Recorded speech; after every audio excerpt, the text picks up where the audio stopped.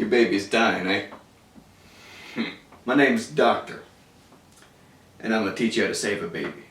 So here's what you gotta do if your baby's choking. And I'm gonna use this here Velociraptor for the two examples, because I'm all out of babies at the moment. First of all, you're gonna find your baby one day on the floor, completely whacked, dying. Maybe the little dude swallowed a finger bone, or a couple of ounces of silver and gold, or whatever you have laying around the house. Now what you're gonna wanna do is flip your baby over. You're gonna support it on your hand and forearm, being very careful not to cover the mouth, because that would defeat the whole purpose of this hogmanay. Now you're gonna wanna give your baby 5 good blows to the upper back with the palm of your hand. Kinda like when you're sent to go and interrogate someone and you throat punch them, but not so hard like this. Yeah, where's the money? Then what you gotta do is flip the baby back over on the other side, doing the same thing, supporting it with your hand and forearm. And then, 2-finger death punch to the chest, 5 times. Gently, but firmly. If whatever your baby's choking on isn't expelled by the time you finish this process, repeat the process again and again until the object is either expelled, or until help arrives, or until...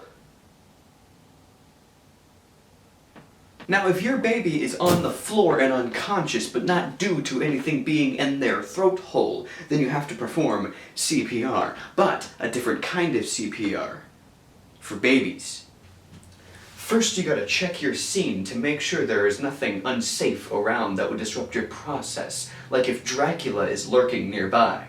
Then, you must check the vitals of the baby to make sure that CPR is indeed necessary, because CPR can hurt the weakling. You can do this by poking the baby and shouting at it. Example. Hey baby! Wake up, numbnuts, it's time for your baby's schooling time. He is unconscious. The next step would be to have Dracula call 911. If the dude is laying on their stomach, what you must do is flip them over on their back. They should be laying on something rigid and flat.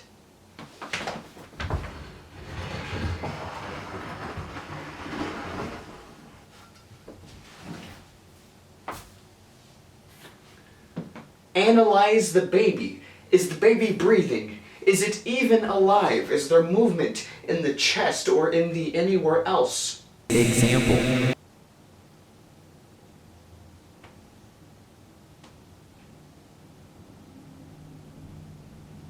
Dead.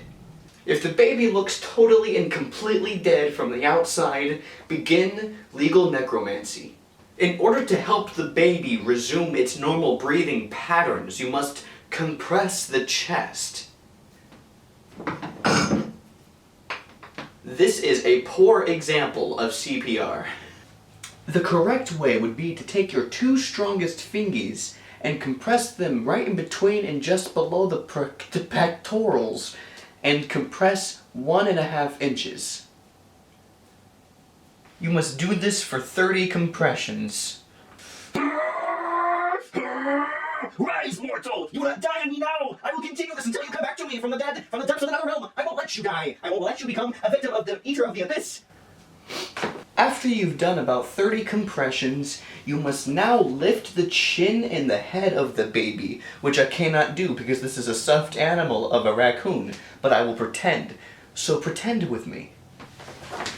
Won't you? The next step is to breathe life into the beast. The correct way would be to gently blow 2 breaths of air into the mouth of the raccoon. Watch the chest rise as you do this. Repeat that process until help has arrived, or until your baby has risen from the hereafter. 30 compressions, 2 breaths. It's that simple, baby. And I hope you were able to save your baby.